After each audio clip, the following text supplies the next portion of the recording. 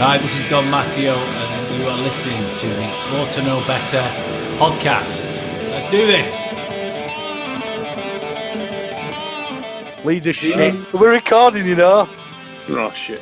We had a good start. I don't think we've got the personnel. You can fucking laugh all you want, you absolute bellend. I think about things. That's why you lot are idiots. A melted version of a dick that's been shrink wrapped. The absolute elite shithousery of this.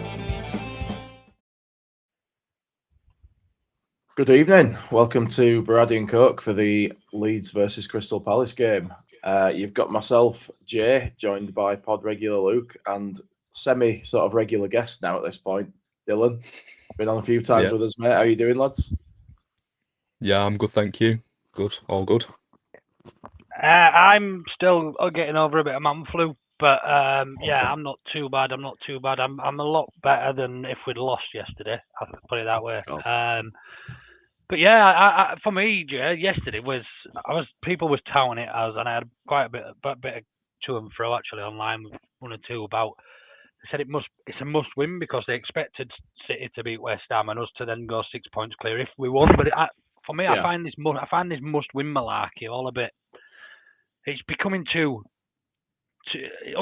overused, which means it's losing its value for me. A must win is a must win for me is Brentford those few years ago when we played when you've got to win to stay in the league or whatever.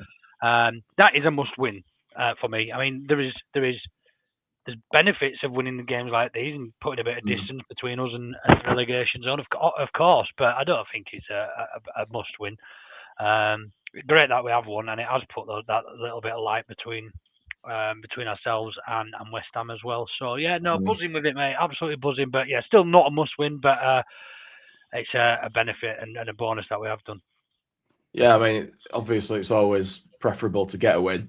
But yeah, I mean, looking at the results around us yesterday, Dylan, I think definitely not a must win, really, was it? It was just a game where we just wanted to see the performances continue, I think.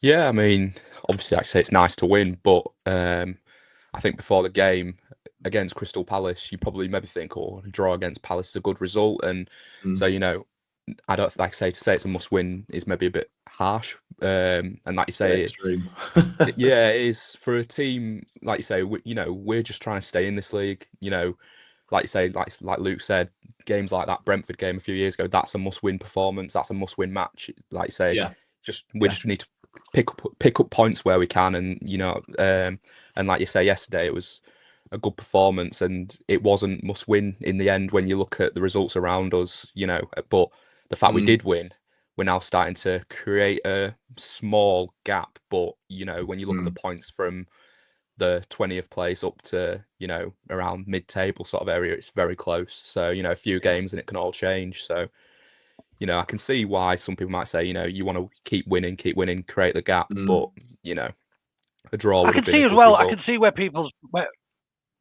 people's perspective is as well. You put in those performances against City, against Chelsea, against Liverpool. So I could see why even Brentford was a decent performance. I think I can see why people are saying, look, if you can go away to Brentford and put a result in, why shouldn't you be beating Crystal Palace at home? Now, if we're using those 4 or 5 games as a barometer of where we are as a team, I think, absolutely, it's a must-win. You should be winning those sort of games. But Crystal Palace, on paper, are absolutely no mugs. They've got a fantastic 11, and look, we outplayed them in every department.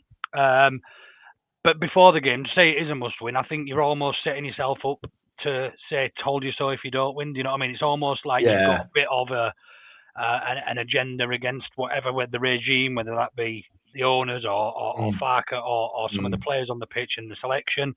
But those Farker outers are very, very quiet at the moment. It's great to see them silenced. It is, yeah. It's nice. They're just waiting for the next defeat so they can all come back and say, see, told you. What I will say, Jay, no longer than sort of 2 weeks ago, I did ask, and look, we're very fickle. Results certainly do change the outlook and how we perceive where we are as a club. I asked, I think you were on there, I think Gilly was on there, and I can't remember if Smarty was on, and I asked you all outright, are you Daniel Farke out at the moment, and everybody was by myself. It was Yeah. In fact, it was you and Gilly and myself. It was you, Gilly, and myself. Smarty wasn't on there. At that point, and at the time we were. Yeah, we were going into a tough period of fixtures on the back of some shit results and shit performances. In fairness, so I could see why people, were Farke out at that time. But yeah, it's very easy to get back on the bus in it when we're putting the performances that we have recently. And look, I think that switch to 5-3-2 or 3-5-2 or whatever, however you want to look at it, has played an absolute banger and a bit of a wild card, and it seems to be working so well for us. Yeah, it does, and I think the players have taken to it really well. But it's like we're going out there now, and there's belief in that side. They have to think, looking at this now, that they can match anybody at home at least, because we've shown that we can now. We've proven that to ourselves. So, to go and get to this point now and to start to get a bit of form going like that, Dylan, opening up a 6-point gap at this point is pretty big, isn't it? Yeah, it's like, say, going into January now, where you look and you probably think we will do some business in January and bring in some players. Of course, all teams around us will be looking to do business, but West Ham, when you look at their situation with their ownership and things like that, there's no guarantees that they're going to spend massive money in the window. So there's a real chance here if we can create a gap going into January and sort of pull away a little bit from that bottom three and then invest. We can try and leapfrog Fulham and Brentford and sort of bring those teams back into it a bit and sort of create a bit more competition to try and create a bit more of a battle down there, rather than it just being a decision between us and West Ham and then maybe Brentford if they drop down.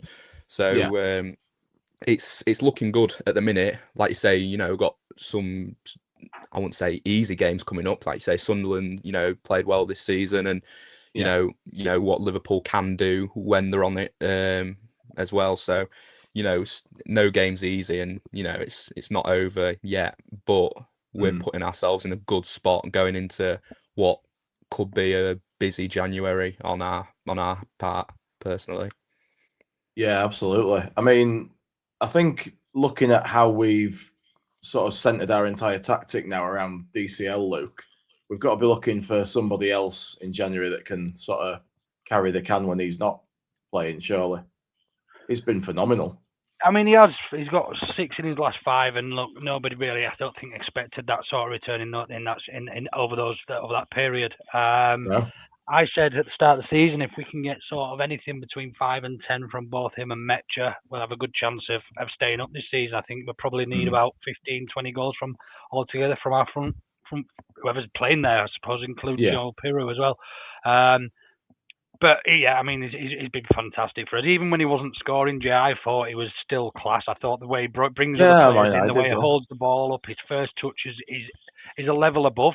And I refer back to a tweet before he joined us that people were saying, you on Instagram, I think it was. I think it was an Everton fan. You thought big clubs were going to come in for you, or European clubs, and he just replied, they did, and I chose Leeds. So, and he's really enjoying his time here. We've seen the interviews. We've seen him say how fit he's feeling, that he's fit for a long, long time. But I do worry that if we lose Dominic Calvert-Lewin, we lose a massive part of our game in terms of hold up. The ball's out. He gives us an out ball almost every time because he is challenging for everything in the air, and he's winning a lot as well. I don't know his statistics for balls won, aerial duels won, and that this season, but I'd be very interested to hear him because I would imagine they're probably in the 70s or 80%. He's just such a good asset for us to have, and I do worry that if we do lose him, as you say there, we do probably miss a bit of that. Metcher is probably as similar as we've got available to us, but still, I think we'll lose a lot if we lose Dominic Calvert-Lewin for an extended period. Like now, look, we're speaking hypothetically, and we're hoping that that's not going to happen this season, but. There is always that worry. For me, going into January, I'm probably thinking realistically, we probably do need another number 9. I wouldn't be adverse to us selling Joel Piru to a top championship side or a team without a striker for 10-15 million and reinvesting that. Maybe an Ipswich or somebody like that. They're missing a proper, a championship striker. I think he could probably potentially go there. The worry then for me is, though, if we do get relegated, we're trying to find that number 9 that's going to shoot us back to the Premier League, you know. But, I know, I've thought that. I think we crossed that bridge, you know. I mean, I think we've really got to go for staying in this league over planning not to be in this league next season. I think if we're too hasty, a little bit too reserved, then it could shoot us in the foot. But a winger, forward / somebody who can play 10, for me, is going to be vital as well. I think we're all right probably in midfield, central midfield. You know, we got players who can play in there and back up as well. The other position for me might be a centre back as well, actually, now, because we've got 3 centre backs in there that are good, that can play together. I think if we lose one of those, we're looking at Barnow coming in, and we don't know a lot about him really. From what I've seen, he doesn't look great. And if we're reliant on him coming in and replacing, say, Joe Rodon, I know Joe Rodon's ever present, and we're not expected to lose him, but that could happen. I think we've got to prepare for those eventualities. So, suspensions as well, isn't there? It's not just injuries. So, I think a striker / a winger and a centre back are probably the 2 most important. Maybe a full back as well for me, just so it's not James Justin. James Justin hasn't looked too bad though, has he, when he's come on? No, it's just I don't want to be in a situation where there's only him and we need somebody else, because either both subs need making or someone's injured, God forbid. You know, I think to just have. You forget we've got Sam Byram still on the books, though, Jay. Yeah, I mean, he's not going to add. He's not going to add in a 3-5-2. He's not going to add any value, anything similar to what Bogle and Goodmanson do, because that is, look, we've found that is their position. Yeah, no, you can't ask that level of him now. I don't think either. No, I mean, we've got the other option, haven't we? And Dylan, we spoke about it last time you were on about not being overly reliant on this 3-5-2 and us getting worked out, because we can then actually flip back to what we played before in the 4-2-3-1. And experiment again with that. I mean, ideally, while this is working, we just take advantage, make hay while the sun's shining, so to speak. But I do expect us to be a little bit more unpredictable and just start every game like this. I think it'd be nice for us to maybe start 1 or 2 and you know, put teams on the back foot with starting with a 4-2-3-1 and then moving and shifting and put, you know, making them play to our script and you know, playing a bit of poker with the opposition. Yeah, I think flexibility is definitely important. Just being able to spring a surprise, like making teams guess what we're going to do. It's not a foregone conclusion. That's a big thing, isn't it, Dylan? It's like that. You know, that's another sort of tool in your arsenal.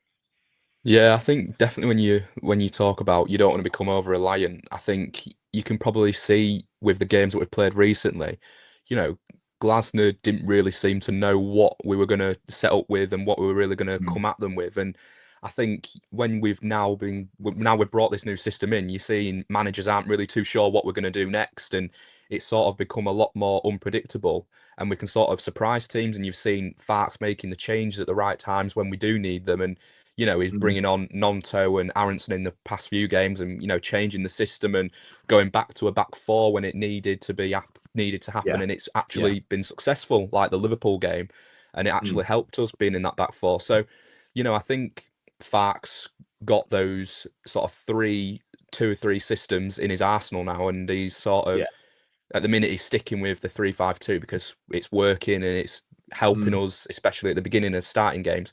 But one of the things especially is like now we're scoring so many goals when before City prominently, you know, there was a point where other than the Wolves game, we weren't really scoring many at all. And now we just appear to be, you know, scoring for fun. And I think Ampadu's throw-ins have been absolutely revolutionary, to be honest. Like when you consider that we were terrible from set pieces for a long time.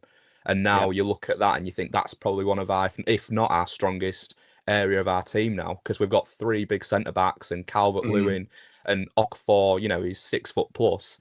We've got some big lads in that team now who, when Ampadu throws it in the box, who can get on the end of it. And I think we're seeing the presence in our team is just so much more dominant, and we're bullying teams now. And like you say, I know it is, and like I know Palace changed obviously like 10 out of the 11 players that they played on in Europe. But you know, we you know, like I say, we bullied them, and like I say, we played them off the park, and they weren't really a patch on us, to be honest. No, can't disagree with that, to be fair. I mean, in the first half, I thought that they were maybe the better side, but we had the better chances. But second half, I just felt like they were just there. They weren't doing anything. I think until they got that penalty, the second half was maybe the most one-sided game of football I've ever seen. Did anybody see that we're the highest scorers from set pieces this season?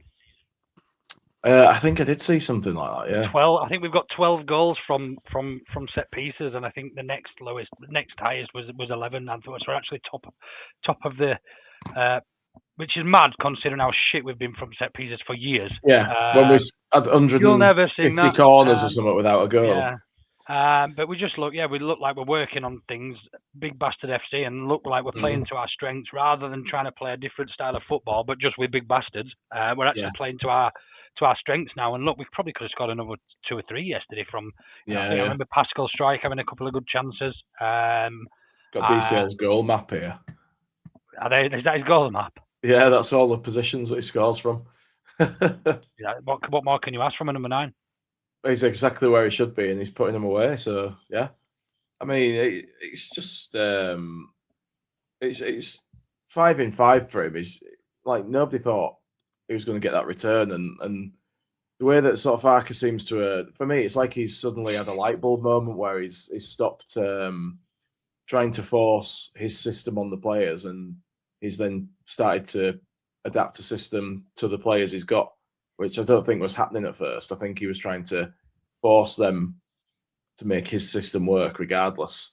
And now he's embraced what the strengths are in that team, and those long throws, if you can get them in there and DCL can get near him, you know he's going to cause problems. You know that ball is likely going to be won by him, and there's going to be scraps there for somebody.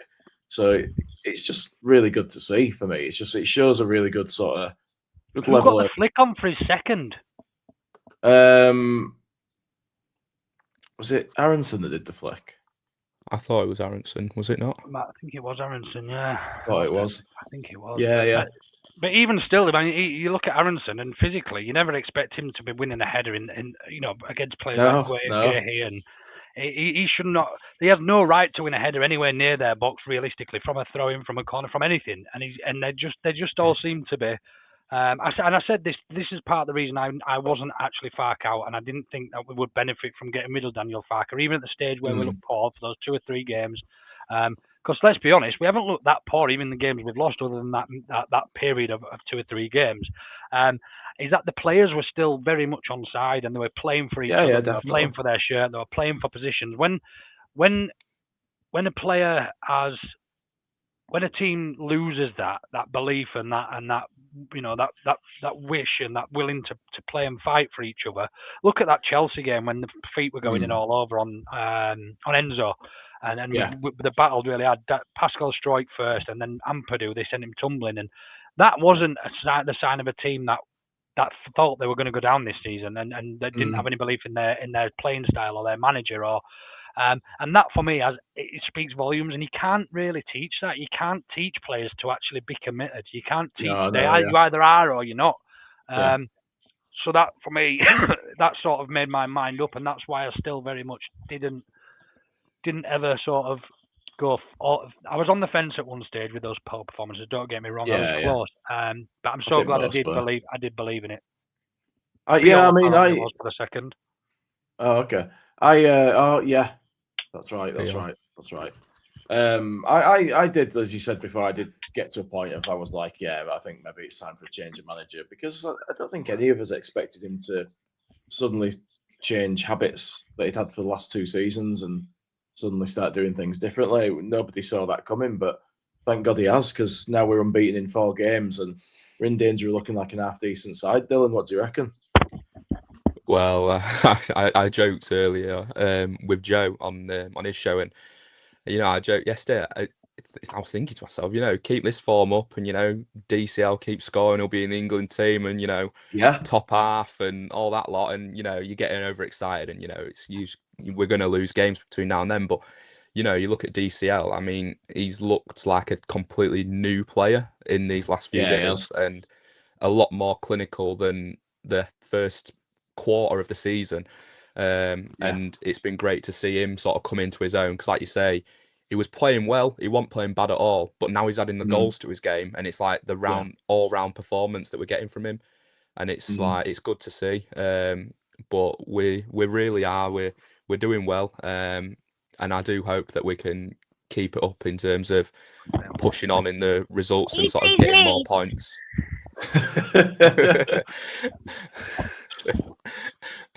Yeah, I hope we can pick up some points, like you say, get more points against teams above us, like you say. You know, Sunderland. That'll be a really good game at the Stadium of Light, and you know, I'd take a point. But when you look at the form that we're in, and you know they've lost players that have gone to AFCON, we're more within a chance to go and get something, and all 3 points there. And like you say, any game, especially at Ellen Road, will give anyone a game. I don't think this season at home in the league we've had a really bad performance where, you know, we maybe wouldn't have deserved to pick up a point at least. Like you look at, I think it was Spurs and Villa. We lost both games 2-1, and even both of them games we played well. So we did. It's all very relative. Yeah, it was a case of like we looked like we should have got stuff out of games, but then we had that little run where we stopped looking like that, and then that's when I think everyone started to get a bit twitchy. But yeah, I mean, we're on a run of form at the moment that if we can maintain, you know, we should be all right if we can just keep on this kind of level, this trajectory. But obviously, it's too early to start celebrating and declaring us safe or anything like that. So we're not going to do anything like that. But yeah, I mean, we've become a resilient side, Luke. Nobody's going to look forward to playing Leeds at the moment, I don't think. No, it's hard not to get excited, Jay, to be honest, with the recent performances. But look, we've got. I'm checking my passport, mate. Well, yeah, we've got to stay grounded. But I think for me, mate, we've got to enjoy these good performances at the moment, because there's going to be a tough period through this season where we can't buy a win. It's not going to be plain sailing from here. And if we'll have bad runs again. It's their first time. Yeah, of course we will. And I think we've just got to be realistic with that, Jay. You know, there's going to be teams that we should expect, based on recent performances, that we should expect to be beating. First of all, at Ellen Road, and even away from home, where we expect to maybe pick up a point. But it's not going to be as simple as that. It's not, and we've just got to have our heads screwed on as a fan base and just completely enjoy these moments. You know, we now don't play until is it the 28th? I think against the Sunderland game, which is a Sunday. So we can enjoy Christmas as a Leeds fan, going into Christmas with a positive bit of form. We haven't lost anybody to AFCON. Lots of clubs around us, including West Ham, Sunderland. I know Sunderland aren't around us, but they came up with us. Sunderland have lost the most in the Premier League. I think they've lost 6 to AFCON. Palace have some gone as well. Sorry? Didn't Palace have some that have gone as well? Palace have got some, yeah. So we've just got to enjoy these moments, because they're few and far between, and there will be as a Premier League Leeds side for probably the next few years if we manage to stay in this division. You know, we're not going to be one of the front runners realistically, probably. And until we can sort of emphasise ourselves on the league and be a mainstay, then that's probably going to be these sort of runs of form are going to be the only thing we can really enjoy, because realistically we are going to get beaten or draw more games than we are going to win. So we've just got to enjoy it, mate, I think. And yeah, for me, it's a real nice thing to go into. It'd be nice to obviously get another performance or two before the new year as well. As Dylan said, I'd probably could be quite happy with a draw, but based on recent performances going down to Sunderland, there's no reason why we can't go there and nick a win. Absolutely. So I'd like to bring them back down to earth a little. Yeah, absolutely should. Yeah. But look, they're there on merit where they are. You know, they've played some good football. They've recruited really, really well. Fair play. Go into the new year and hammer the scum on the 4th as well. Absolutely. That's what we've got to do. Yeah, I believe so. Yeah, that's what we've got to do. There were some really good performances yesterday from certain people, and I thought Ampadu looked really good, and I was glad he got a goal. But I missed his goal because that was when I was downstairs at the bar coming back. I was just on my way up the stairs, and the cheer buddy went up, and I was just like, "Oh, for sake!" So yeah, I've had to watch that one back.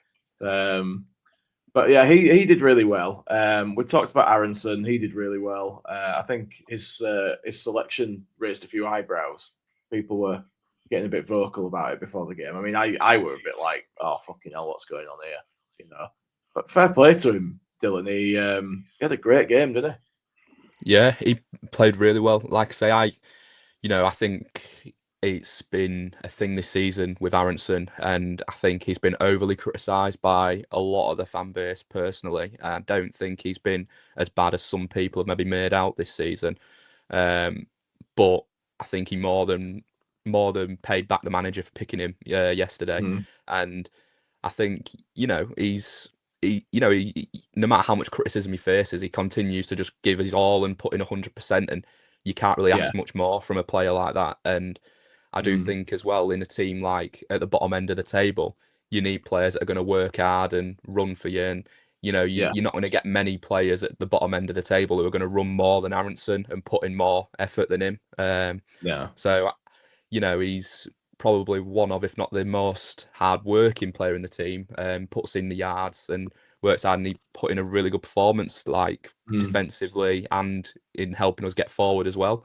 So, full of praise for Aaronson after yesterday and this season, probably. He's had a good year so far, in my opinion. He's definitely played a part, hasn't he, Luke? I mean, I'm not his biggest fan. I'm not going to suddenly pretend that I am, but if he plays well, I'm going to say, well done. You've done great. And on that performance, even I probably won't complain. If he's on the team sheet for the next game, I'll probably say, fair play, he did well, deserves another shot. And then if he plays shit again, then we can criticise again and somebody else can have a chance. I very much I've no bias towards any players. There's players that I've supported and they haven't performed, and I'll be quite open and honest when they deserve hanging out to dry, and but Aaronson, for me, he became a bit of a scapegoat, and we love those as a Leeds fan. Paddy Bamford was one. We just sort of forgot all the good work he'd done for us with Paddy. But for me, he hasn't really had a bad. I mean, he certainly hasn't been one of our worst performers this season yet. Once he has a bad performance, it's almost as if you'd think he'd just slept with Daniel Farker's wife or something like that. He's a public enemy, and he's very, very easy to dislike because with the amount of money we paid for him, the expectation. But if you actually look at it on face value, he's put in some really, really important performances this season. And look, is he frustrating? Can he release the ball a little bit sooner? Yes, but he works tirelessly, and he's very much a side before self player, and he has been, as Dylan said, he's had a very good season so far compared him to last time he was in the Premier League. And it's chalk and cheese for me. I think he's been quite.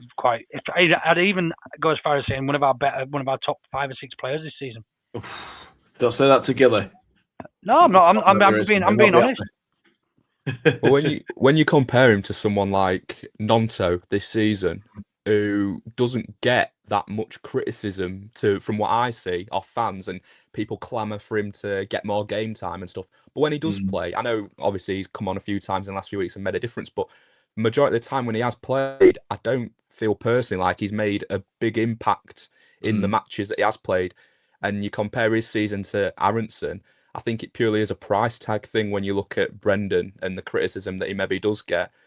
And I think it's a price tag thing with Aaronson. If he cost 5 million and he wasn't as expensive, I think fans would maybe ease off him a bit more. But at the end of the day, he's not the one choosing his price tag, is he? He didn't choose to be bought for however much. That's true. So he can't help that. And after 3 years, we all know that his end product isn't the best, but he still offers us a lot more in other areas and more than other players do. Like you say, with his work rate and this season, like you say, he's been one of our better players. And it's like I say, it's just an easy scapegoat because he's one of the few that are left from that relegation a few years ago. Yeah, that's maybe a part of it, I guess. I mean, I don't believe he's the most gifted person we've got that can play in the position he's in. But as I say, if somebody has a good game, then they earn the right to play again. next week for me. So that's fair play to him on that one. Luke, what did you think of Perry's performance? Did you think he would have done better with the penalty shout, or do you think there were literally nothing else he could really do? It was a tough one. I think we've been quite harsh, but I think all he has to do is get a toe end on that ball, and it's not a penalty. Do you know what I mean? I just don't know what to think of Perry. I think if that's Meslier, he's public again, another scapegoat, public enemy number one. I think if that's Meslier, because we've seen so many bad performances, but the jury's still out for me on Perry. I don't think again he's living up to his value, or the fact that he's Brazilian number 3 or whatever I think he is. So. Less said the better, mate. I think we're probably better taking positives out of games last night than trying to find a couple of negatives. But it was a weak penalty to give away. It's such a shame we couldn't keep a clean sheet after such a good solid performance. Yeah. I were a bit gutted about the clean sheet side of things. It would have been nice, not only from a goal difference perspective, but just for the team. I think the performance overall warranted it, really. Their second half, I don't know if it was second half, if it was the entire game up to that point, but I remember somebody showing me something on the phone about it was like the XG. I know everyone loves XG, so it was something like 0.29 for them up to the point that they got the penalty. It was ridiculously low. Like they just makes a good point. It was covering for Biol. It was poor defensively. We were all over. So I think it's pretty harsh. But I mean, all he literally has to do is get a toe on that ball, and it's a good challenge, and he wins the ball, and it's not a penalty. But it is what it is. Some of them you just got to go, haven't you? You've got to hope that you're going to get a toe on it. But if you don't, you're fucked. But you've got to go. You've got to go and do it. It's not as bad as that guy the other day, though. Whose keeper it where he went to punch it and it went straight up in the air instead, and then he was over there and the ball ended up over there. Wrexham. That's it. That was absolutely insane, wasn't it? That made Meslier proud, that one. Oh, that was horrendous. That was crazy. I saw someone calling for Dowlow to be back in ahead of the game, Perry, but I don't think that Perry's done anything bad enough to warrant being dropped, really. Obviously, like you say, you don't know what to make of him. He's a bit frustrating at times, isn't he, Dylan? Like, he can do brilliant things, and then he can do something crackers, and you just left tearing your hair out, or you're ecstatic. It's one or the other. I think you saw it in the Liverpool game. I think it was Van Dijk that had a header, and it was like destined for the top corner, and it would have put them 3-2, I think, at that point. And, he pulled out a worldie of a save, and, then obviously we know what happened in that game.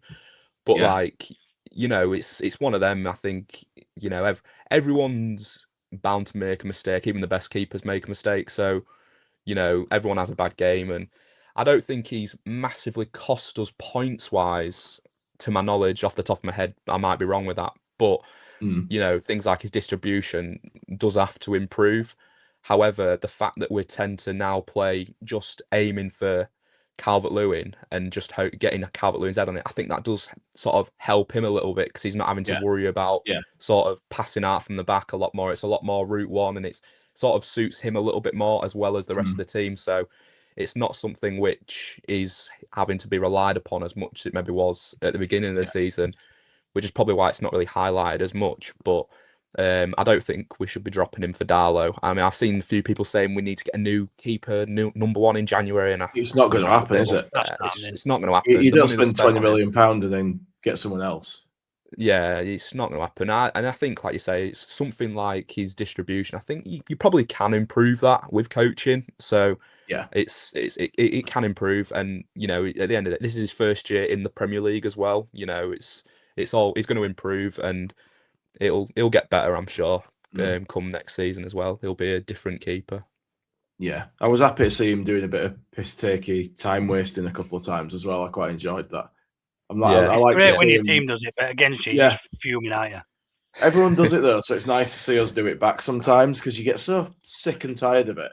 Yeah, being on the receiving end of it, as the home team, especially most of the time.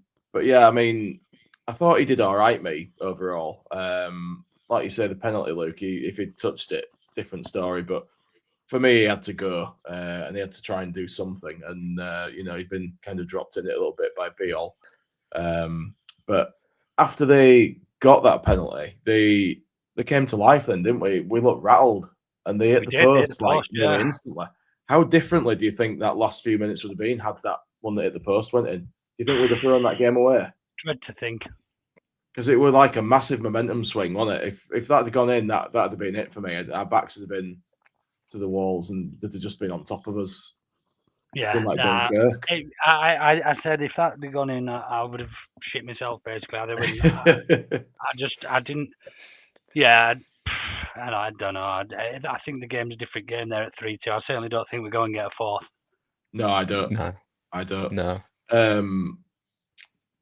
I remember when the foul happened and I was watching it, and from where we are in the wedge, it looked like it was a penalty. Like you couldn't tell until we saw the replay, and it was right on the edge of the box. But what a free kick, eh, Dylan? Another one.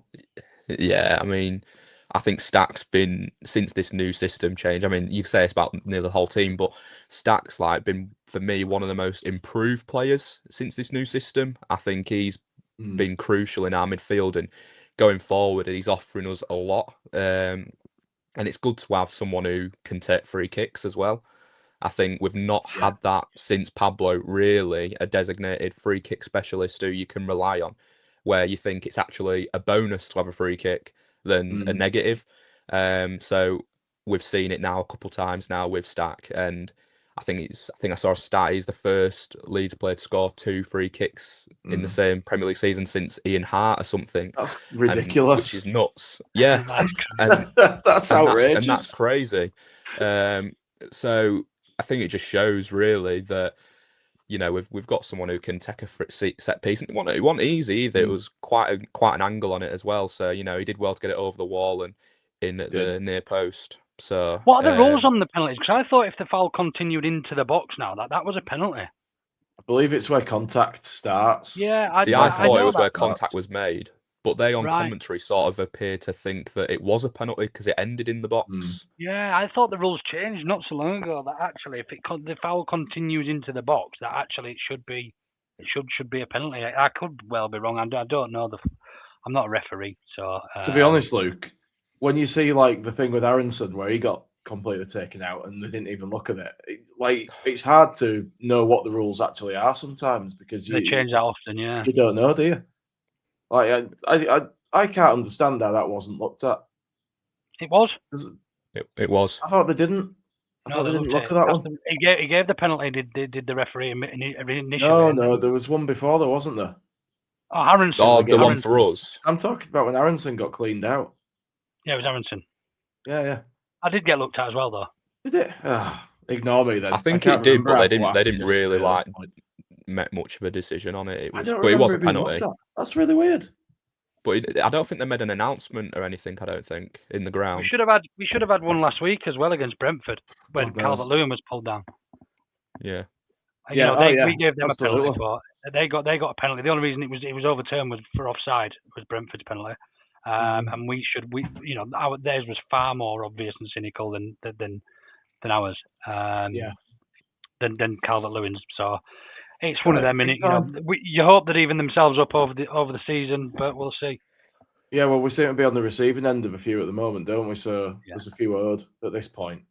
But yeah, it's just I were absolutely shitting my pants when they hit the post. I just thought we're gonna blow it. We're gonna throw this away. But yeah, thankfully it were nervous, but we got there. We got the fourth one. We touched on it a little before, Luke, but it's nice to have someone that can take set pieces, and you actually get excited now, don't you, when you see a free kick or a corner? Well, yeah, you do, and that's it's gone back to Daniel Farker and our game plan and what we're doing, and we're utilising and making the best of the opportunities, rather than like Dylan said, it used to be a nothing ball. We'd rather have a throw in than a corner or a free kick. I would now with Ampadu. Well, yeah. But yeah, it's it is definitely a bonus to have somebody in the team that can deliver a free kick and hit the target every now and then. So yeah, I think we continue to play to our strengths, and we've got every reason to be a Premier League side in 26-27. Let's hope so, and it's going to be up to the board to try and ensure that happens, I think, in January. I think it was Stack that got man of the match. They have given him a Calvert-Lewin. Calvert-Lewin I'm got looking I thought that, but then I'm looking at SofaScore. It's them that have given him. Sofa's got to give it to Beale, I think. No, this says player of the match Anton Stat 8.9.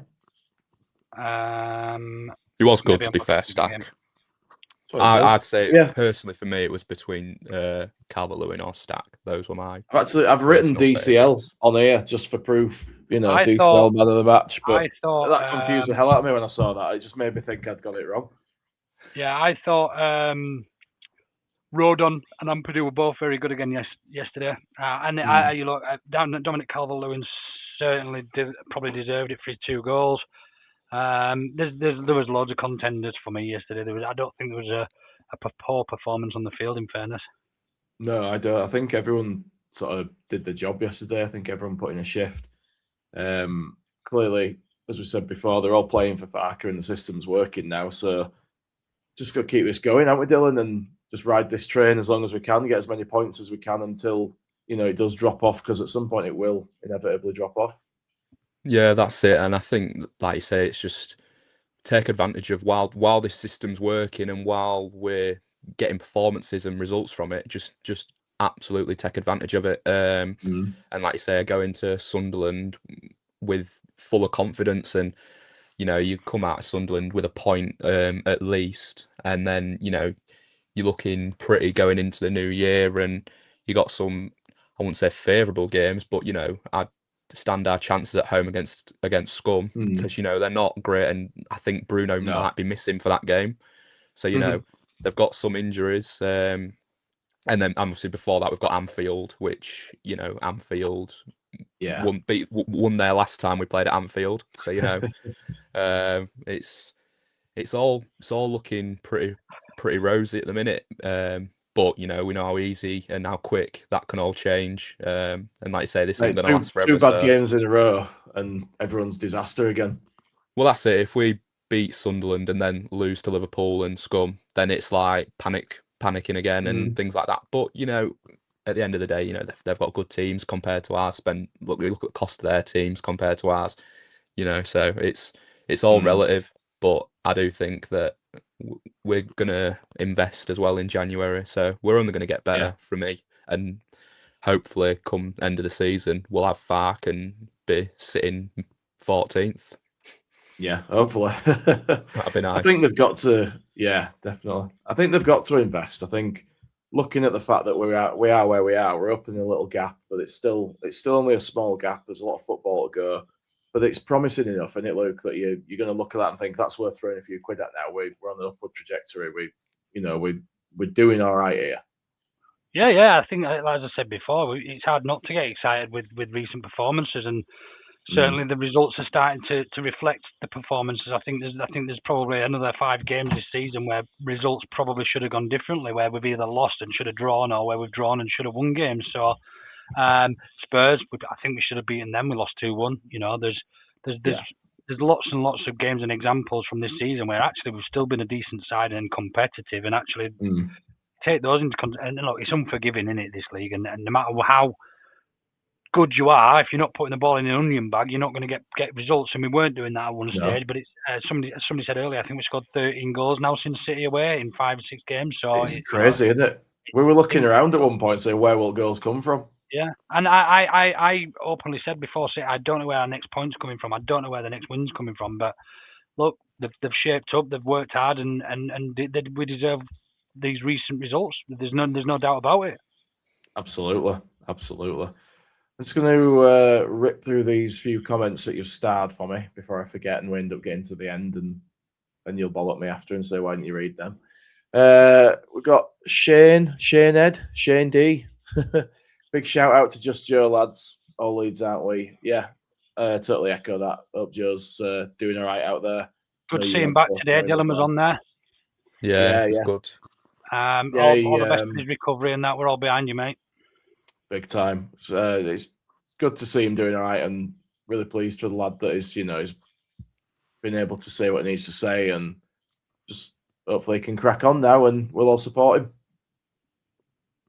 Got one from Paul Brennan. He says to beat Palace 4-1, who have the best away record in the top flight, is magnificent for Leeds United.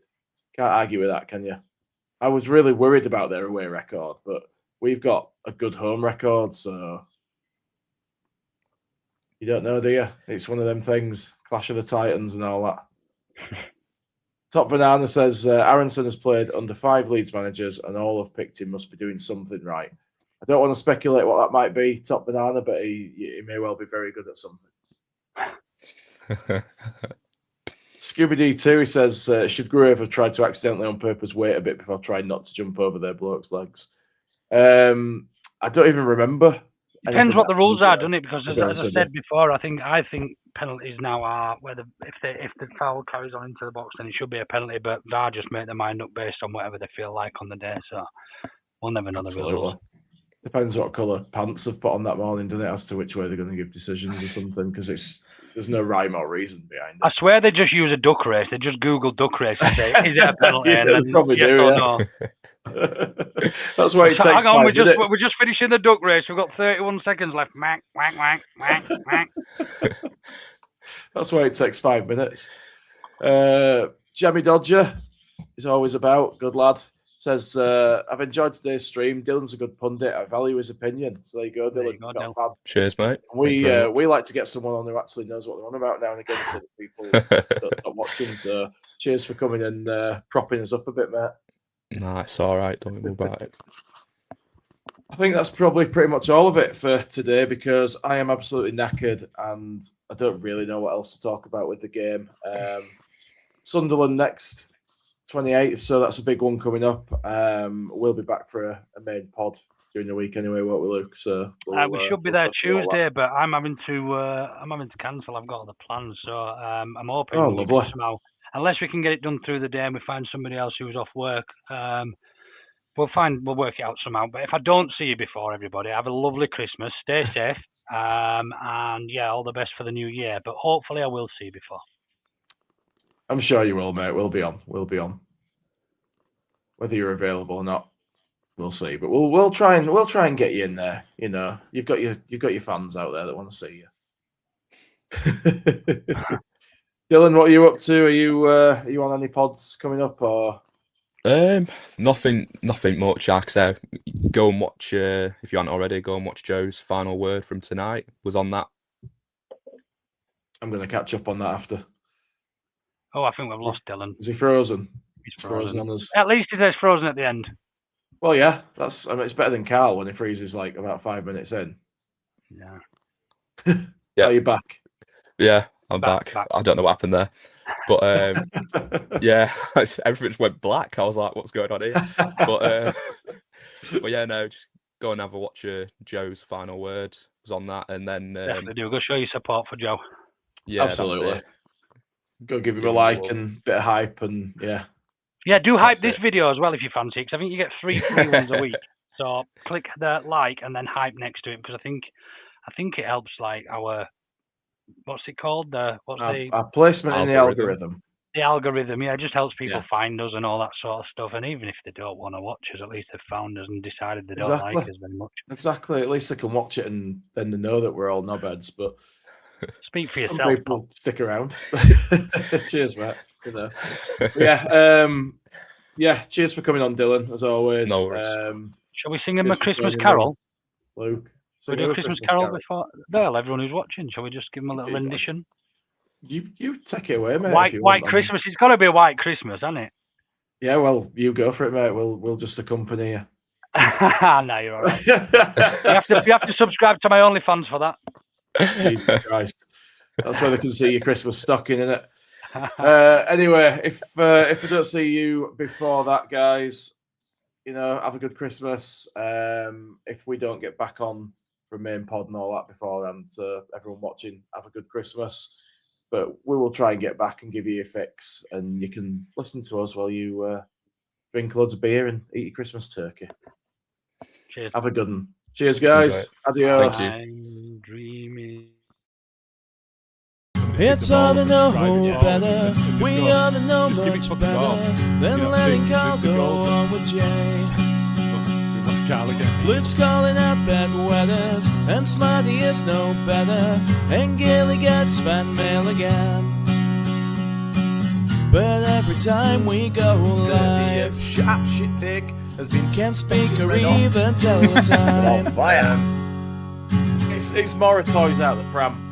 It's all If I see his mother we in the ought to know stands, much better. I'm This gonna is crack an egg show for tonight. And if you like these weapons and you don't think that balance, please go check out our merch site. Good night. Little tosser, and I hate him. He's shit. He's average, and he's a shit house.